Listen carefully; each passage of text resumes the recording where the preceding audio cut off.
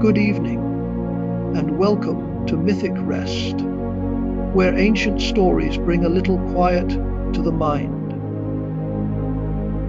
If these tales help you rest, consider liking, sharing, and subscribing. Now, settle in and let tonight's story carry.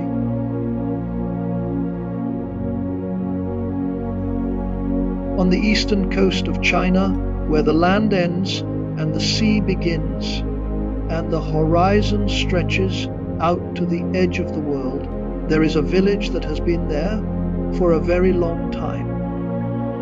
It is not a famous village. It is not a large village.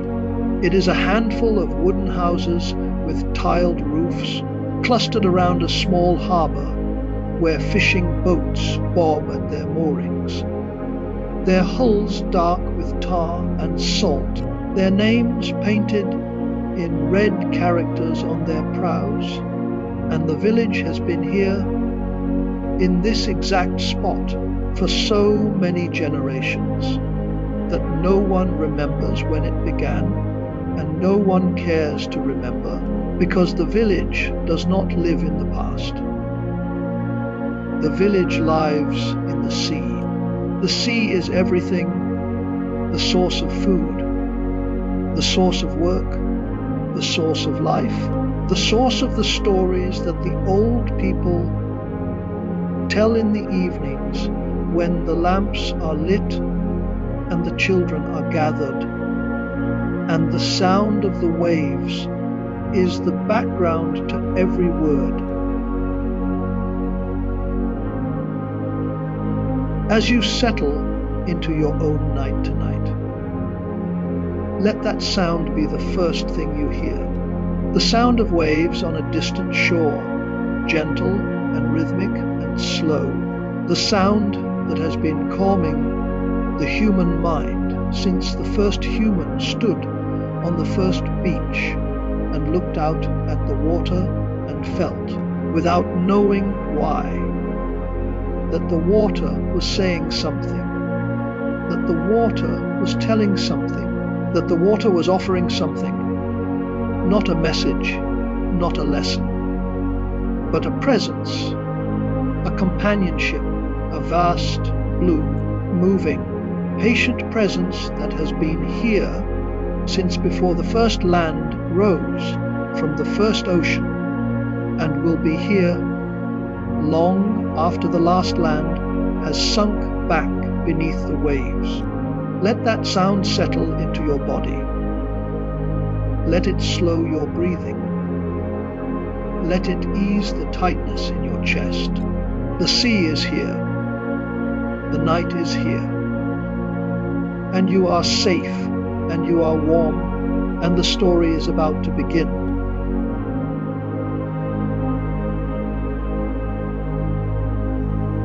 In this village lived an old fisherman whose name was Chen, though the stories do not always agree on his name, and the name is not the important part.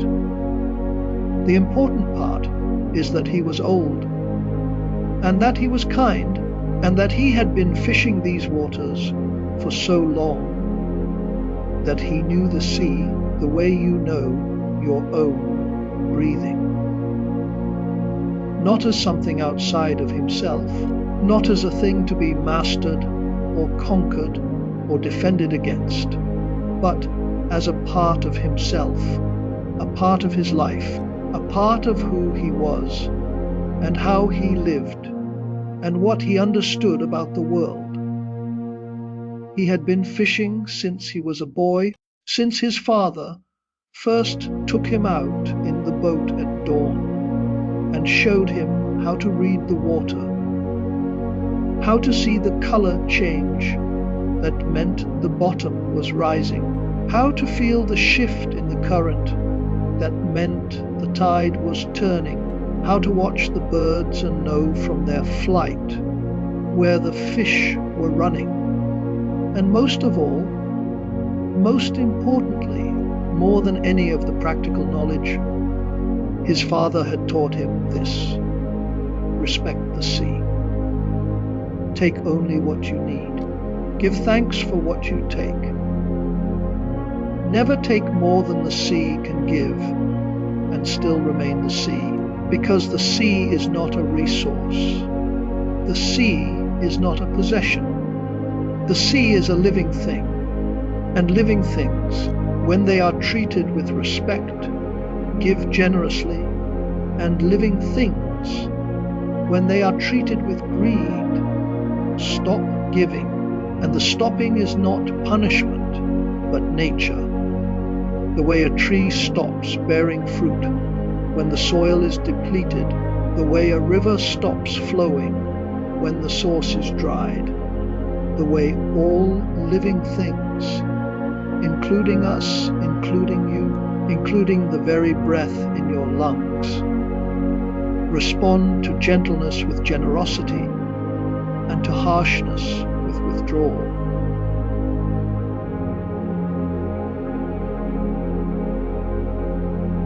As your own body relaxes further tonight, let that old wisdom settle into you. Take only what you need. Give thanks for what you take. It is a simple teaching, an obvious teaching, and yet it is the teaching that the world keeps forgetting and remembering and forgetting again. The teaching that every river and every forest and every ocean has been trying to tell us since the beginning, and the old fisherman knew it, lived it, breathed it. And the sea, the stories say, knew him in return. The sea gave to him generously. His nets were always full enough. His boat was always safe. The storms, when they came, passed him by, or if they caught him, they carried him home rather than pulling him under, and the other fishermen in the village noticed this, and they said it was luck, and they said it was skill, but the old fisherman knew it was neither. It was relationship. It was the relationship between a man who respected the sea and a sea that respected the man, a relationship as real and as mutual as any relationship between two people, a relationship built over a lifetime of small, quiet, daily acts of care.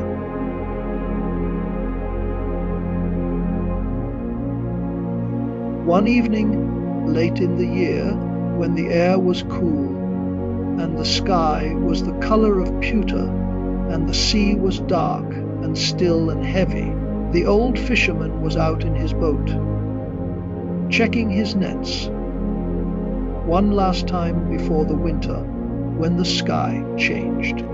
It changed quickly, the way the sky changes on the coast, the way a clear day can become a storm in the time it takes to blink, and the wind rose, and the waves rose, and the boat rose with them, rising and falling, rising and falling, and the old fisherman gripped the gunwales and held on, and the sea churned around him, white and wild and enormous, and the sky above was black, and the rain came, hard and horizontal, and the storm was upon him, full and sudden and vast, the kind of storm that the fishermen call a dragon storm, because it comes from the sea, as if summoned, as if called up from the depths by something ancient and powerful and not entirely natural.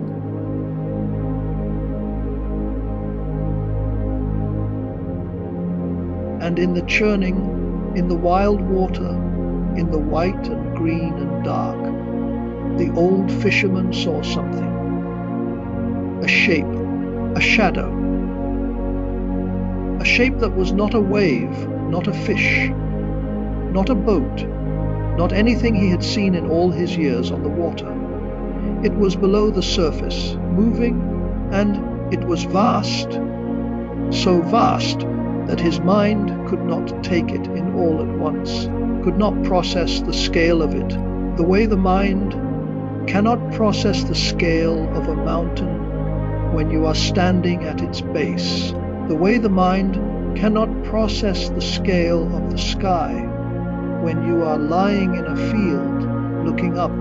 It was long and serpentine, and it moved with a slow, undulating, powerful grace, and its body, where it caught the storm light, shimmered with a color that was not quite green, and not quite blue, and not quite gold, but all of them at once, shifting, changing, luminous, and the old fisherman knew, with the deep bone level, wordless knowledge of a man who has lived his life on the water, that what he was seeing was a dragon of the eastern sea, a lord of the deep, one of the ancient, powerful, sacred beings that the stories spoke of, the stories his father had told him, the stories his father's father had told, the stories that everyone in the village knew, but no one had seen until now, until this moment, in this storm, on this dark and wild and ordinary evening.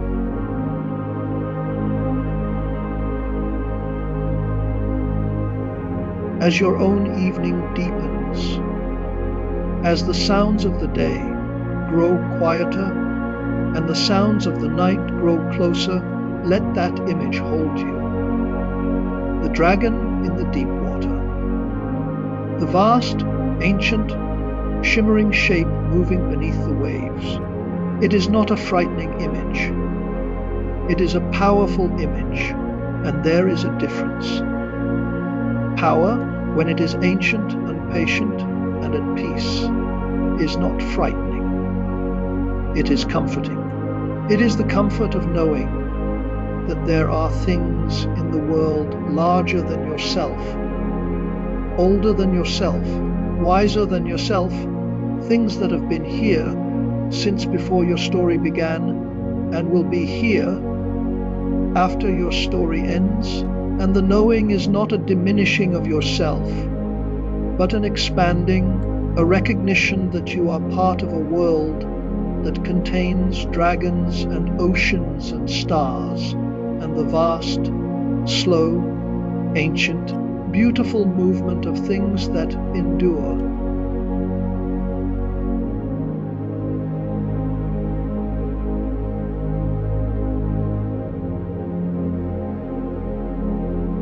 The storm passed. The storms always pass. The sky cleared, slowly, the way a mind clears after a period of turmoil, the clouds thinning and breaking and letting through the first pale light. And the sea calmed, and the old fisherman's boat settled, and the water around him grew still, and in the stillness something washed against the hull of his boat, something small and round and glowing, and he reached down and picked it up, and it was a pearl the size of a quail's egg, smooth and warm and faintly luminous, glowing with a soft, amber, inner light, the kind of light that seems to come not from a surface, but from a depth, from inside the thing itself. And the old fisherman held it in his palm, and the warmth of it spread through his hand, and up his arm, and into his chest. And the warmth was not just warmth, it was something else, something that felt like welcome, like invitation, like a door opening in a wall he had not known was there. And the pearl said, not in words, not in sound, but in the way that certain objects speak to certain people, in the language of feeling and intuition and knowing. Come and see. Come and see what lies beneath.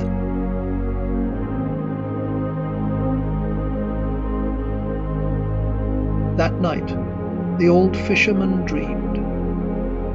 He dreamed of the sea, but not the sea he knew, not the surface sea, not the sea of waves and boats and fish and salt air. He dreamed of the sea beneath the sea that exists below the surface, below the light, below the reach of boats and nets, and the daily lives of human beings. He dreamed of descending, of sinking down through layers of blue, bright blue, then deeper blue, then a blue so dark it was almost violet, then a blue so deep it was almost black, and then at the very bottom, at the place where the water meets the floor of the ocean, and the ocean meets the root of the world. Light, not sunlight, not moonlight. A light that was golden and warm and steady, and came from somewhere ahead of him, somewhere below, somewhere that the pearl was showing him. And the light grew as he descended, and the darkness receded, and the water around him changed, became warmer, became softer, became something that was not exactly water anymore, but something more like air, more like the space between things, more like the medium through which dreams move when the dreamer is deep enough.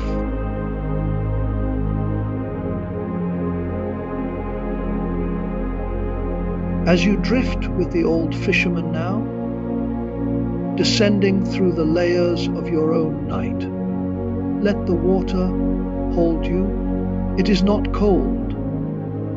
It is not heavy.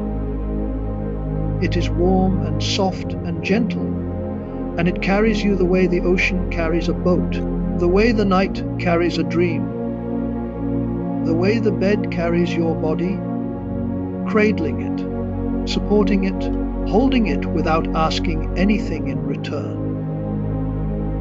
You are descending. You are sinking.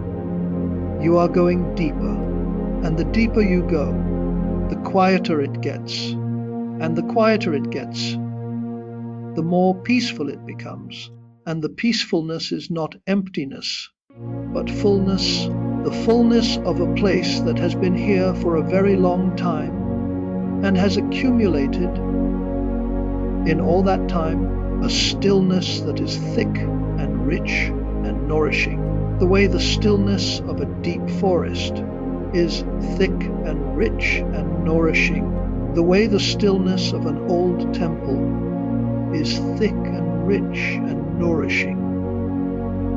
And you are entering that stillness now, and the stillness is entering you, and the exchange is gentle, and the gentleness is the nature of the place.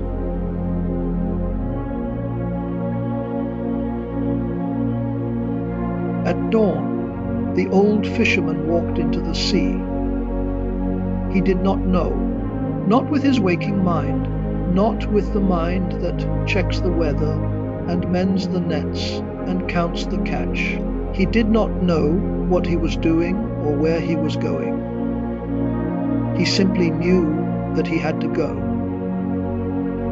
The pearl was in his hand, and the pearl was warm, and the warmth was a direction, a compass, a pull, and he followed it the way a river follows the slope of the land, not by choice, but by nature, not by decision, but by being, and the water rose around his ankles, his knees, his waist, his chest, and it did not feel cold, and it did not feel dangerous, and it did not feel like drowning, because the water was parting around him, the way the stories say the sea parted for the ancient heroes, the way the river parts for the stone in its path, the water opening, making a way, making a path, a corridor of air through the ocean. And the old fisherman walked down the corridor, and the ocean closed behind him, and he descended,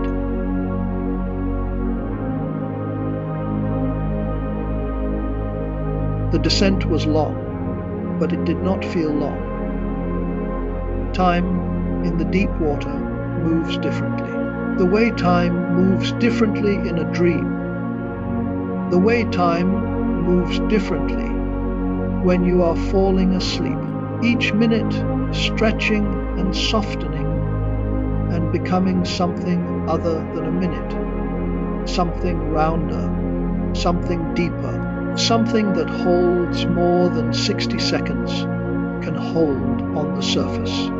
The light changed as he descended from the bright, clear, surface light to a deeper blue, then a dimmer blue, then a blue that was almost purple, then a darkness that was not dark, but simply the absence of the kind of light that eyes are used to. And in that darkness, other lights appeared, tiny, glowing, drifting lights, bioluminescent, the color of amber and jade, floating in the water like fireflies in a forest, like stars in a night sky, like the scattered, drifting, gentle lights that you see when you close your eyes and the darkness behind your lids is not empty, but full of small, soft, floating points of light that move and drift and shimmer and are not anything, are not real, are not imaginary, are simply the mind's own light, the light it makes for itself when the world goes dark.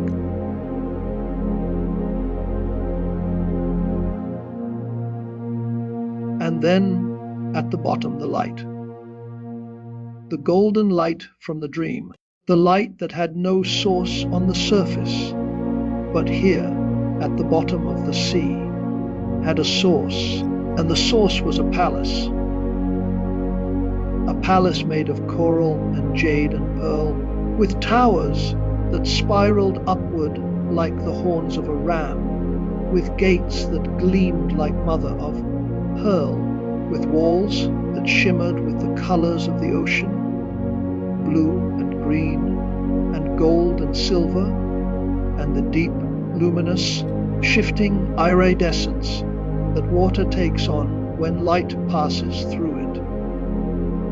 The crystal palace of the Dragon King, the legendary, mythical, impossible, beautiful palace that the stories had spoken of for 1,000 years, that the old people told the children about on winter nights, that the fishermen invoked when they prayed for safe passage and good catch, the palace that was not a legend but a place, not a myth but a home, not a story but a reality that existed beneath the surface of everything the old fisherman had ever known, beneath the waves, beneath the boats, beneath the daily life of the village, a reality that had been here all along, waiting, patient, ancient, shimmering, real.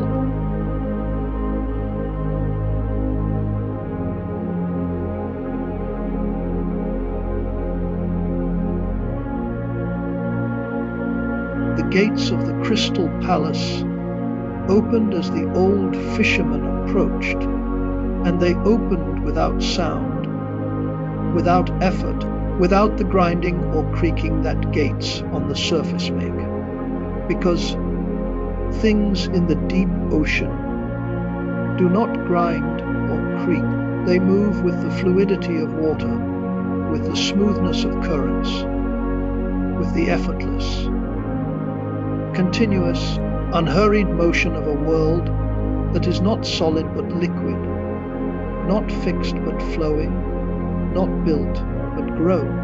And the old fisherman stepped through the gates and into the palace, and the beauty of it stopped him, stopped his feet, stopped his breath, stopped his mind, the way true beauty always stops a person, not with shock, but with stillness, the way a sunrise stops you, the way a piece of music stops you, the way the face of someone you love stops you, the way beauty has been stopping people since the beginning of the world, reaching into the busy, running, thinking mind and saying, stop, be here. Look, this is real, this is happening. This is yours for this moment to witness and to hold and to carry with you when you leave.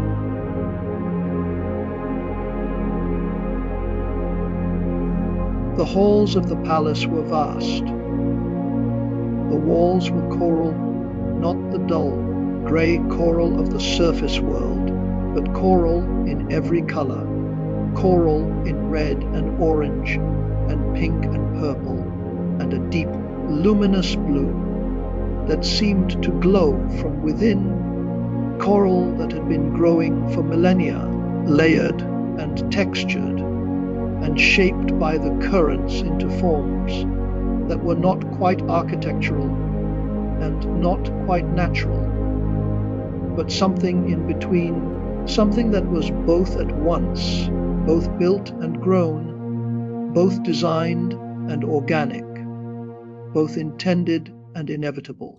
The floors were smooth stone, dark and polished, and they reflected the light the way still water reflects light, so that walking through the halls was like walking on water, like walking on the surface of a dark, calm pool, and the reflection beneath you was as real as the ceiling above you, and the two, the floor and the ceiling, the reflection and the reality, blurred and merged and became one.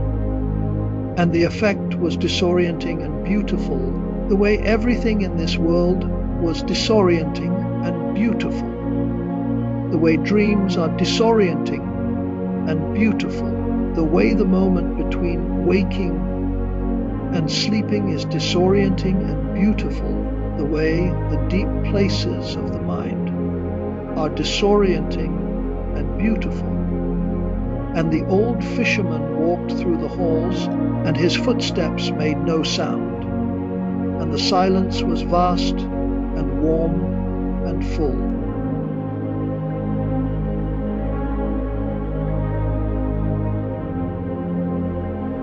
As you walk with the old fisherman now through the halls of the crystal palace, let the beauty of it fill your imagination. The coral walls glowing with inner light, the smooth, dark, reflective floors, the amber and jade lights drifting in the water around you. The silence that is not empty but full of the accumulated peace of a place that has been quiet for a very, very long time. Let that peace enter you. Let it fill the spaces that the day has left empty. Let it smooth the rough edges that the world has left rough. Let it be what it is, a gift, freely given, nothing asked in return, the way the ocean gives, the way the night gives, the way sleep gives, the way all the deep, quiet, ancient things in the world give, without condition, without expectation, without end.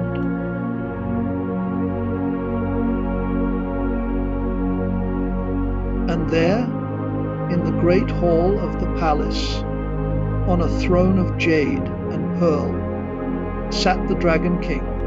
He was not what the old fisherman expected. He was not terrifying.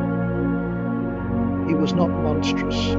He was old beyond measuring, old beyond the reckoning of any human calendar, old the way the ocean is old the way the mountains are old the way the stars are old, and his age was visible in his eyes, which were deep and dark and still, the color of the deep ocean, the color of the sky at midnight.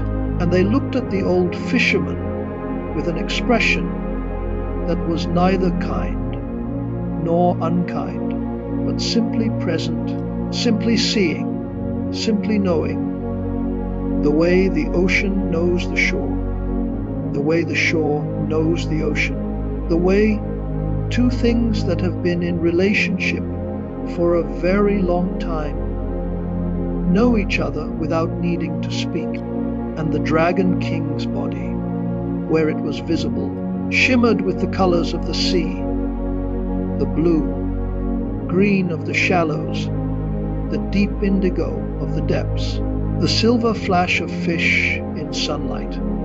And his form was serpentine, long, coiled, powerful, and the power was not aggressive but patient, the power of a river that has been flowing for 10,000 years and does not need to rush because it knows it will arrive, the power of a tide that has been rising and falling since before the moon had a name, the power of something that does not need to prove itself because it has been itself for longer than anything else has been anything. The court of the Dragon King was filled with the creatures of the sea. Turtle generals, their shells engraved with ancient characters, stood at attention by the throne, their faces wise and weathered and patient. Crab soldiers lined the walls, their claws folded, their armor gleaming. Jellyfish drifted through the water above, their bodies translucent, their tentacles trailing like silk ribbons, and they glowed soft blue, soft amber, soft violet, and the glow moved with them, and the moving glow was the lighting of the hall, the living, drifting, ever shifting lighting of a palace that did not need lamps or candles because its inhabitants were themselves the light. And schools of fish, tiny, luminous, silver and gold, moved through the halls in coordinated, choreographed, endlessly shifting patterns. And the patterns were not random, but meaningful, the way the patterns of birds in flight are meaningful. The way the patterns of waves on a shore are meaningful, the way the patterns of the world, when you look at them from far enough away, are always meaningful, always beautiful, always saying something that the mind cannot quite hear, but the heart can feel. And the feeling is enough, and the feeling is the message.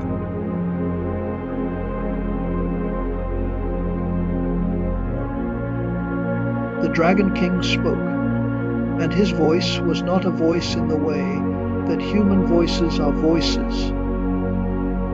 It was more like a tide, more like a current, more like the deep, slow, rhythmic pulse of the ocean itself, and the words were carried on. That pulse, the way sediment is carried on a river, the way leaves are carried on a wind, the way thoughts are carried on the breath of a mind that is quiet enough to think and slow enough to listen. He said, I have watched you, fisherman. I have watched you for many years.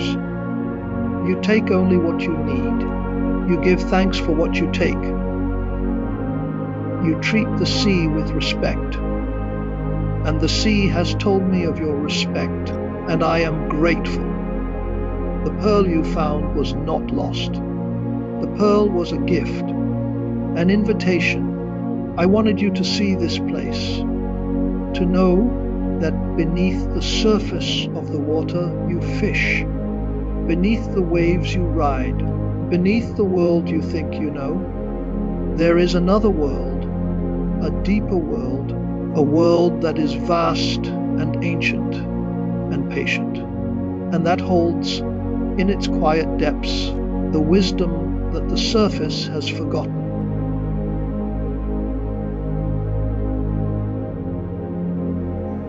And the Dragon King taught the fisherman. He taught him about the tides. Not the mechanics of tides, not the science of them, but the meaning of them, the philosophy of them, the truth that the tides embody, that everything rises and everything falls, that the high water always becomes the low water, that the low water always becomes the high water, and that neither is better than the other, and neither is permanent, and neither is the end, because the nature of water is to move, and the nature of life is to change, and the nature of all things is to rise and fall and rise again. And the rising and falling is not a problem to be solved, but a rhythm to be accepted, a rhythm to be lived with, a rhythm to be trusted. The way the fisherman trusts the tide to carry his boat out, and the tide to carry his boat home. And the trust is not blind, but earned over a lifetime of watching the tide do what the tide does. And the tide has never failed, and the tide will never fail, and the rising and the falling will go on long after the fisherman and his boat and his village are gone. And the going on is not a loss, but a promise that the world will continue, that the rhythm will continue, that the deep, patient, ancient pulse of things will continue, and we, in our small, brief, beautiful lives, are part of that pulse, and our rising and our falling are part of that rhythm. And the part we play is not small, because there are no small parts, only small perspectives, and the view from the deep, the Dragon King's view, the view from the bottom of the sea, is the view that sees all parts as equal, all risings as equal, all fallings as equal, all life as equal.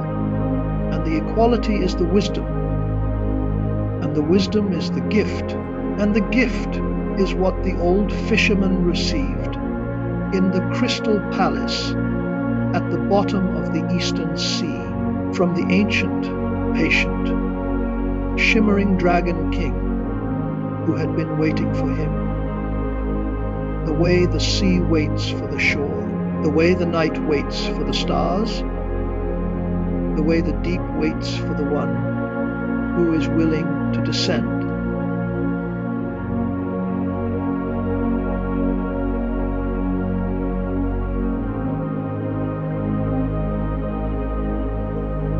The old fisherman returned to the surface.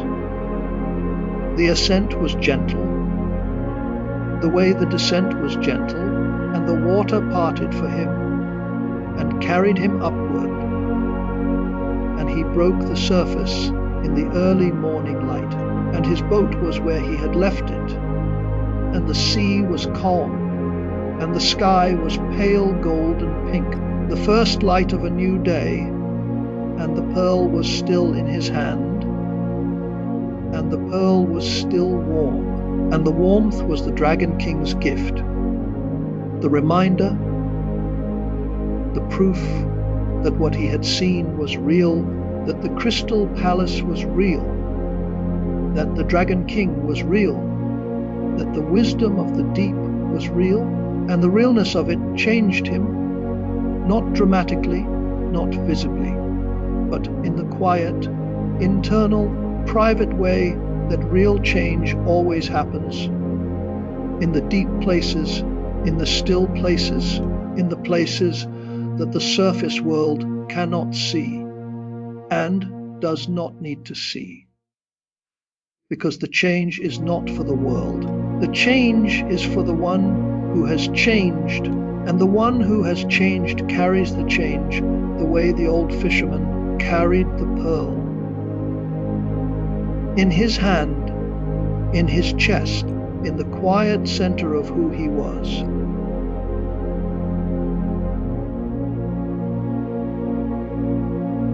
He returned to his village, and he told them what he had seen. He told them about the crystal palace and the dragon king and the court of sea creatures and the wisdom of the tides. He told them, respect the sea. Take only what you need. The sea is not just water. The sea is alive. The sea sees us. The sea knows us. And the way we treat the sea is the way the sea treats us. And the way we treat anything is the way that thing treats us. And the law is not punishment, but reflection. The law is not judgment, but mirroring. And the mirror shows us ourselves. And if we do not like what the mirror shows, the answer is not to break the mirror, but to change what the mirror sees, to change how we live, to change how we treat the world. And the world, being alive, being aware, being as responsive as the sea is responsive, will change in return, will give in return, will reflect our kindness with kindness, and our respect with respect, and our generosity with generosity. And this is not magic, this is not religion. This is simply the way things work, the way the world works, the way the ocean and the shore and the tide and the fish and the fisherman and the dragon and the deep. Quiet, ancient everything of the world works together in relationship, in rhythm, in harmony.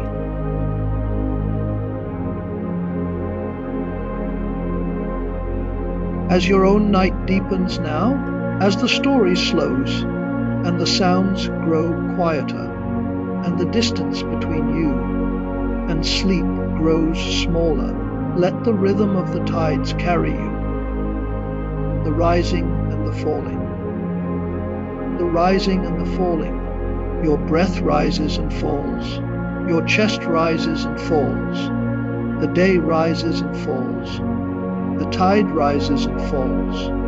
And you, lying here, are part of the rhythm, part of the tide, part of the vast, ancient, patient, eternal rising and falling that the Dragon King spoke of.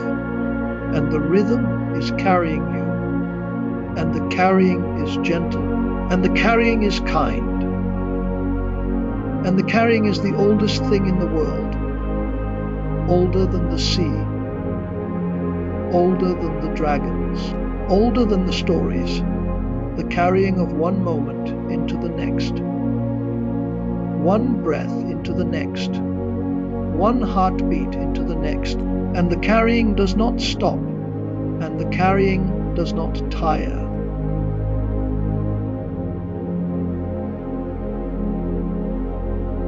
The village prospered, not with the prosperity of conquest or exploitation, but with the quiet, sustainable, patient prosperity of a community that had learned to live in harmony with the world that sustained it. The fish were plentiful because the fishermen took only what they needed.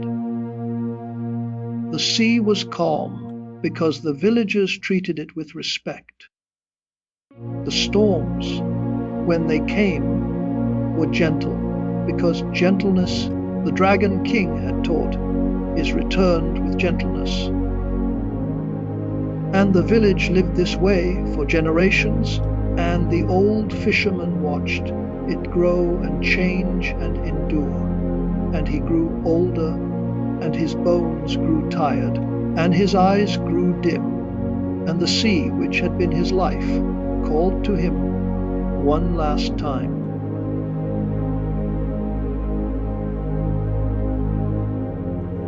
He walked to the shore on a quiet evening. The sun was setting, gold and amber and rose.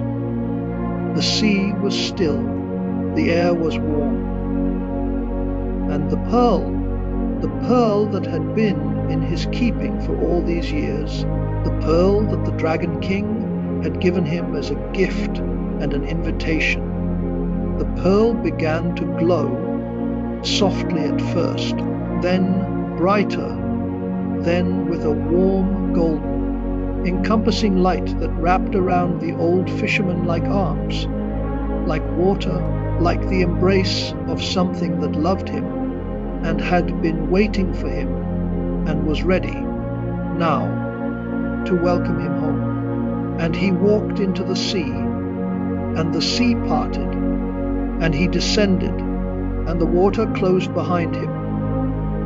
And he was gone, and the village mourned him, and the village remembered him. And the sea, the stories say, the sea was gentle that night, gentler than it had ever been, as if it too were mourning, as if it too were remembering, as if the ocean itself had lost a friend.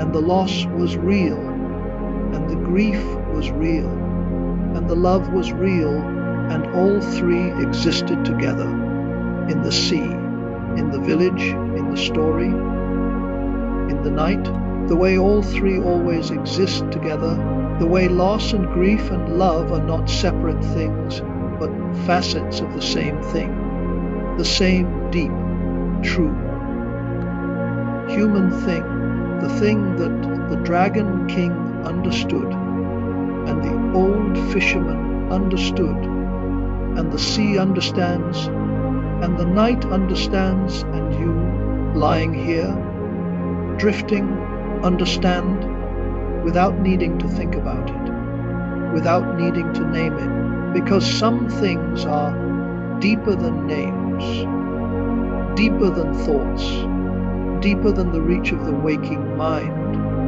in the deep, quiet, ancient place where the crystal palace glows, and the dragons sleep, and the tides rise and fall, and all the stories end, and all the stories begin. And you are part of them, and they are part of you, and the parting is an illusion, and the connection is the truth, and the truth is as quiet as the sea at midnight, as warm as a pearl in an old man's palm.